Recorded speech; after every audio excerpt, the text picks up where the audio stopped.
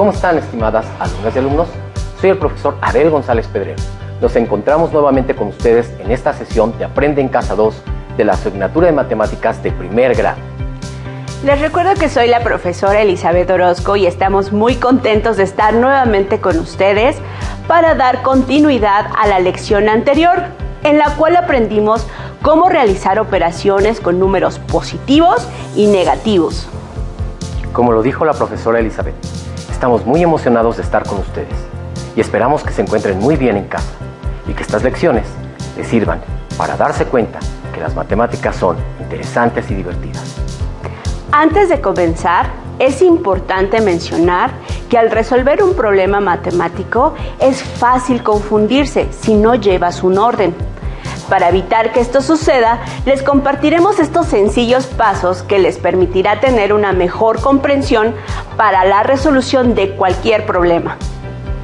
Número 1. Lo primero que debes hacer es leer con detenimiento para analizar el problema y comprender tanto el contenido como la pregunta. Número 2. De este análisis debes extraer y escribir en tu cuaderno los datos que te permitan llegar a una solución satisfactoria. 3. Con los datos hacemos un planteamiento numérico, eso sí, con claridad de limpieza. 4. Ubica las operaciones necesarias y después resuélvelas. Número 5. Una vez resueltas las operaciones, escribe la solución y no olvides anotar las respectivas unidades. ¡Excelente! Ahora sí, vayamos a revisar el tema de la lección de hoy. En esta lección, reflexionaremos acerca del uso de los números con signo, aplicados en la resolución de situaciones problemáticas en diversos contextos cotidianos. Bien, preparemos nuestros materiales. Vamos a utilizar para esta clase nuestro cuaderno de matemáticas u hojas para escribir, lápiz y goma, colores, regla y, por supuesto, su libro de texto de matemáticas. Anoten dudas, inquietudes o dificultades que surjan al resolver los problemas planteados en esta lección. Verán que muchas dudas podrán irse resolviendo al reflexionar sobre los problemas que iremos mostrando durante la clase y posteriormente podrán utilizar su libro de texto como apoyo para consultar las dudas que hayan quedado. Abel, a propósito del tema que estudiaremos hoy, fíjate que durante esta contingencia sanitaria, uno de mis alumnos me envió un video con un problema que no sabe cómo resolver y me parece que para esta revisión queda perfecto. ¿Qué les parece si vemos el video y resolvemos el problema en equipo? ¿Sabías, Emma, que el cormorán imperial es un ave que vive en la Patagonia, tanto del lado chileno como del argentino? Son pájaros monógamos, es decir, que tienen una sola pareja durante toda su vida. Viven en colonias y se alimentan de peces y moluscos. Pero lo más interesante de estas aves es que para pescar se pueden sumergir hasta 50 metros bajo el mar. ¡Qué interesante, Mateo! Resolvamos el siguiente problema sobre esa ave. Un cormorán vuela a 8 metros sobre el nivel del mar y para pescar se sumergió 13 metros. ¿Qué distancia hay entre la altura de su vuelo y su inmersión? Bien, para resolver este planteamiento usaremos la recta numérica, ubicando los datos que tenemos de la siguiente manera. Como saben, para encontrar la distancia entre dos puntos en la recta numérica, debemos obtener la diferencia que hay entre estos. Para ello, debemos plantear la siguiente operación. El 8 positivo corresponde a la altura sobre el nivel del mar a la que vuela el ave y el 13 negativo indica la profundidad a la que llegó el ave. Al obtener la diferencia entre estos dos números, estamos realizando una resta de números con signo. Por lo tanto, debemos cambiar el sustraendo por su simétrico. Entonces, al cambiar el 13 negativo por su simétrico, la sustracción de nuestro problema original cambia a una adición. En este caso, el simétrico de 13 negativo es 13 positivo y la operación queda como 8 positivo más 13 positivo y da como resultado 21.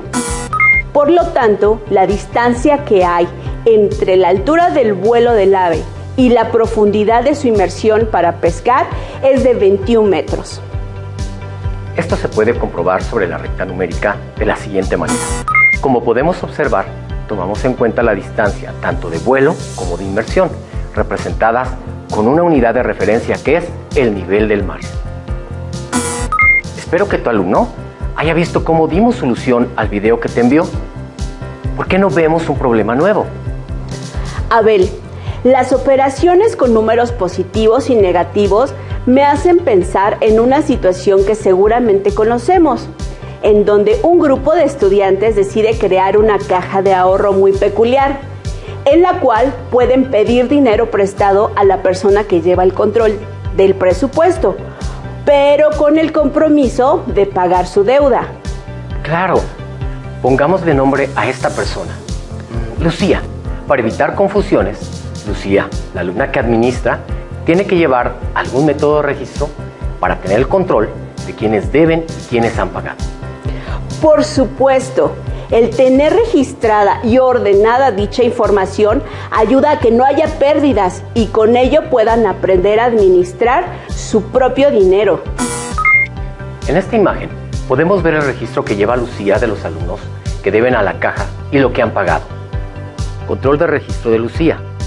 Tenemos una tabla que en la primera fila tenemos lunes, martes, miércoles, jueves, viernes, con un saldo a favor y un saldo en contra. Tenemos también en la primera columna el nombre de Teresa de primero A, Ricardo de tercero C y Josefina de segundo B. El lunes, Teresa debe 8 pesos con 50 centavos. Ricardo de tercero debe 20 pesos con 50 centavos. Josefina de segundo B debe 12 pesos. Martes, Teresa de primero A paga 10 pesos. Ricardo de tercero C debe 15 pesos. Josefina de segundo B debe 8 pesos. Miércoles, Teresa de primero A debe 9 pesos. Ricardo de tercero C paga 11 pesos con 50 centavos. Josefina de segundo B paga 15 pesos 50 centavos. Jueves, Teresa de primero A paga 15 pesos con 50 centavos. Ricardo de tercero C paga 2 pesos con 50 centavos. Josefina de segundo B paga 2 pesos con 50 centavos. Viernes, Teresa de primero A debe 5 pesos con 50 centavos. Ricardo de tercero C debe 8 pesos. Josefina de segundo B paga 3 pesos. Vamos a calcular si Ricardo de tercero C tiene un saldo a favor o en contra. Para ello, planteamos la siguiente operación. 20.50 negativo más 15 negativo más 11.50 positivo más 2.50 positivo más 8 negativo. En la operación que se está planteando es importante observar que el dinero que Ricardo debe está representado con números negativos, mientras que los números positivos corresponden a lo que paga. Como observamos, en esta operación tenemos números positivos y negativos. Una estrategia que podemos utilizar es sumar por separado los números negativos y positivos. Primero, sumemos los números negativos. 20.50 negativos más 15 negativos más 8 negativos es igual a 43.50 negativos. Ahora sumemos los números positivos. 11.50 positivos más 2.50 positivos es igual a 14 positivos. Por último, podemos sumar estos dos resultados parciales para saber si Ricardo tiene un saldo a favor o le debe dinero a Lucía. 43.50 negativo más 14 positivo es igual a 29.50 negativo. El resultado final es 29.50 negativo. Y si recordamos que estamos hablando de dinero y las unidades son los pesos, entonces Ricardo debe 29 pesos con 50 centavos.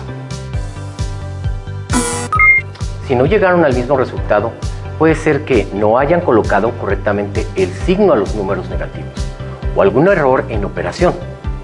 Recuerden que cuando sumamos números con el mismo signo, se suman los valores absolutos de los números y el resultado conserva el signo de ambos.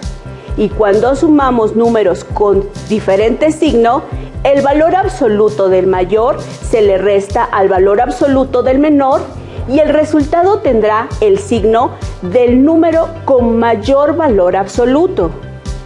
Con este recordatorio que acaba de hacernos la maestra Eli, podemos calcular si la alumna Teresa tiene un saldo en contra o a favor. Hagamos el planteamiento del problema. 8.50 negativo, más 10, más 9 negativo, más 15.50 positivo, más 5.50 negativo. Y sigamos el procedimiento del planteamiento anterior. Así que primero sumamos los números negativos.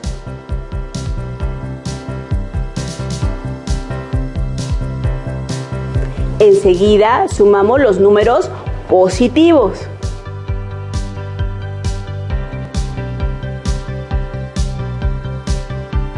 Y como en el ejemplo anterior, por último sumamos los resultados parciales. 23 negativo más 25.50 positivo es igual a 2.50 positivo. No olvidemos que este resultado representa una cantidad de dinero y en este caso Teresa tiene un saldo de 2 pesos con 50 centavos a favor. Abel, ¿en qué otras situaciones se aplican las operaciones de números positivos y negativos? Vayamos a resolver un problema más sobre una situación que viven las personas que usan automóvil en su vida diaria. Durante el primer mes del año, el litro de gasolina subió 5 centavos, el segundo bajó 27 centavos, el tercero bajó 40 centavos y para el cuarto mes bajó 4 pesos con 80 centavos.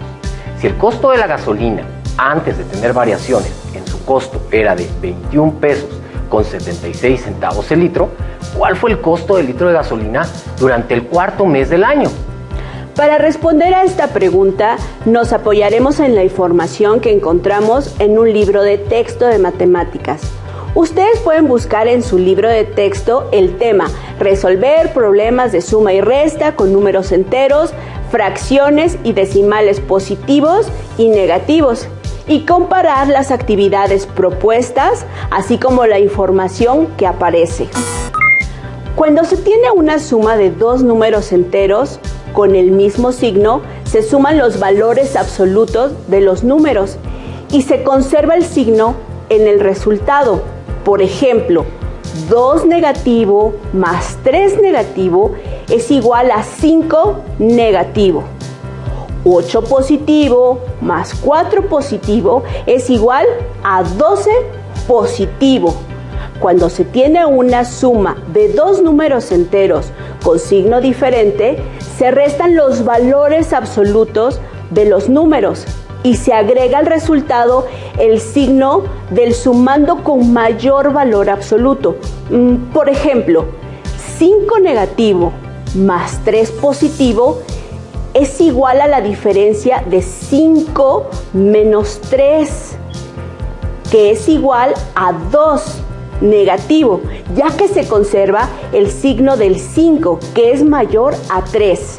3 negativo más 7 positivo es igual a 4 positivo, ya que se conserva el signo del 7, que es mayor a 3. Resta de números positivos y negativos. Dos números que tienen el mismo valor absoluto, pero que tienen signos distintos, se llaman simétricos. Si A y B son números con signo, la resta de B negativa equivale a la suma A positiva más B negativa, donde B negativa es el simétrico de B positiva. Para dar respuesta a la pregunta, retomaremos lo que acabamos de leer. ¿Cuál fue el costo de la gasolina por litro durante el cuarto mes del año? Podemos representar los datos del problema con una operación. 21.76 costo inicial más 0.05 subió durante el primer mes más 0.27 negativo, bajó durante el segundo mes, más 0.40 negativo, bajó durante el tercer mes, más 4.80 negativo, bajó durante el cuarto mes. Como ya observaron, se trata de una situación donde el costo sube y baja. Por lo tanto, debemos utilizar números con signo, es decir, positivos para representar el costo cuando sube y negativos para representar el costo cuando baja, de la siguiente manera. 21.76 positivo más 0.05 positivo es igual a 21.81 positivo. 0.27 negativo más 0.40 negativo más 4.80 negativo es igual a 5.47 negativo. 21.81 positivo más 5.47 negativo es igual a 16.34 positivo. Debemos aplicar la misma estrategia que en los ejercicios anteriores. Primero sumamos los positivos y luego los negativos. Por último, realizamos la suma de los resultados parciales. De este modo, podemos afirmar que durante el cuarto mes del año, la gasolina tuvo un costo de 16 pesos con 34 centavos por litro. En su libro de texto podrán encontrar otros problemas similares a este tipo de situaciones. Anímense a resolverlos. Abel, para ayudar a nuestras alumnas y alumnos con los problemas que encontraron en su libro, realicemos una última actividad que puede resultarles interesante para fortalecer lo que han aprendido durante las sesiones de Aprende en Casa 2. Me parece muy bien. Se trata de un cuadrado mágico. Cierto, los cuadrados mágicos son divertidos e interesantes. Muchos siglos antes de que los sudokus aparecieran en la Tierra, nacieron los cuadrados mágicos. Una cuadrícula llena de números donde cada columna, cada fila y cada diagonal suman lo mismo. El primer cuadrado mágico conocido fue chino. Les voy a explicar brevemente en qué consiste un cuadrado mágico y el por qué es mágico. Se trata de un cuadrado dividido a su vez en 9 cuadrados iguales. En él debemos colocar números, por ejemplo, del 1 al 9, de tal forma que al sumar los números de cada columna, fila y diagonal, el resultado sea siempre el mismo. En este caso debe ser 15. Vamos a ponernos el reto de resolver el siguiente cuadrado mágico, en el que utilizaremos los números negativos y positivos. ¿Qué les parece si utilizamos del 5 negativo al 3 positivos? Recuerden que al sumar los números de cada una de las filas y columnas y diagonales del cuadrado mágico, el resultado debe ser el mismo. En este caso, la suma debe ser igual a 3 negativo. En la siguiente imagen observamos que ya hay algunos números escritos en nuestro cuadrado mágico. En el cuadrado que observamos, en la primera fila, observamos el primer espacio vacío, después un 3 positivo y luego 4 negativo. En la segunda fila observamos un espacio vacío, después 1 negativo y 1 positivo. En la tercera fila observamos un 2, un espacio vacío y un 0. Ahora, junto con ustedes, cada quien anotaremos los números que faltan. Una estrategia que podemos utilizar para encontrar los números que hacen falta en dicho cuadrado mágico es precisamente aplicando lo que hemos visto durante esta lección. Si observan con atención, en la fila 2, la suma de 1 negativo más 1 positivo más el número que hace falta deben dar como resultado 3 negativo. Observamos el cuadro con las mismas características, pero nos vamos a centrar en la fila 2, en donde el primer espacio lo vemos vacío, luego tendríamos que sumar 1 negativo más 1 positivo y el resultado tendría que darnos 3 negativo. En esa misma operación podemos fijarnos que la suma de 1 negativo con 1 positivo da como resultado 0. Continuamos con nuestro cuadrado mágico y encontramos que en la fila 2 tenemos menos 1 y 1. Hay que encontrar el resultado en el espacio vacío y obtendremos menos 3. Espacio vacío más 0 igual a menos 3. Entonces, ¿cuál es el número que debería ir para que se cumpla la condición del cuadrado mágico del renglón en cuestión? Hemos encontrado nuestro valor faltante en la fila 2, el cual es menos 3. 3 negativo. Perfecto. ¿Verdad que sí se puede? Ya solo nos quedan 2 números por colocar en nuestro cuadrado mágico. 5 negativo y 2 negativo. Con estos números vemos cuál podemos escribir en la fila 3, de tal manera que se siga cumpliendo la condición de nuestro cuadrado mágico. Vamos a la fila 3, en donde vemos un 2 positivo, espacio vacío y un 0. Si observamos con atención, al colocar el 2 negativo y realizar la suma con el 2 positivo y el 0, no se cumple la condición del cuadrado mágico, por lo que únicamente nos queda colocar el número 5 negativo. En la fila número 3, en la columna 2, hemos encontrado el valor de menos 2. Allí obtenemos 2 positivo más 2 negativo menos 0 igual a 0. Como vimos en la diapositiva anterior, el menos 2 no satisface nuestro cuadrado mágico. Entonces optaremos por utilizar el menos 5 en la tercera fila, segunda columna. Y obtenemos 2 positivo más 5 negativo igual a 3 negativo. Entonces sí se cumple la condición. En consecuencia, el número 2 negativo se escribe en el espacio del primer renglón y así concluimos con el ejercicio. Como podemos observar, nuestro cuadrado mágico ha quedado resuelto. En la primera fila queda 2 negativo, 3 positivo, 4 negativo. Segunda fila, 3 negativo, 1 negativo, 1 positivo. Tercera fila, 2 positivo, 5 negativo y 0. ¿Se fijaron que en esta operación encontramos 2 números que son simétricos? Correcto. El simétrico de 1 negativo es 1 positivo y al sumarlos el resultado es 0. De ahí entonces el número que se debe escribir en el espacio vacío y para que se cumpla la igualdad es el número 3 negativo. Como hemos visto en este y en los programas anteriores, los números positivos y negativos se pueden utilizar para describir distintas situaciones de nuestra vida cotidiana.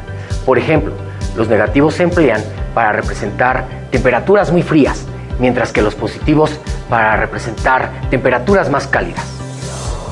En el caso de los bancos o en la administración de un negocio, los negativos representan pérdidas de dinero y deudas, mientras que los positivos representan los ingresos y ganancias. En esta clase han aprendido a resolver problemas con contextos cercanos, mediante la representación de los datos numéricos positivos y negativos. También a identificar el uso de estos números en su vida cotidiana. Todo esto lo podrán aplicar en la resolución de otros problemas de matemáticas y en otras asignaturas, así que no se olviden de ello. Recuerden que en su libro de texto pueden buscar el tema visto en este programa y hacer los ejercicios propuestos en él. Les dejamos el reto de que ustedes, por su lado, completen otro cuadrado mágico, utilizando los números del 7 negativo al 1 positivo, y en donde el resultado en cada fila, columna y diagonal debe ser igual a 9 negativo. Listo, terminamos, pero aún nos queda mucho por explorar y descubrir. Así que nos vemos pronto aquí, en Aprende en Casa 2. ¡Hasta la próxima!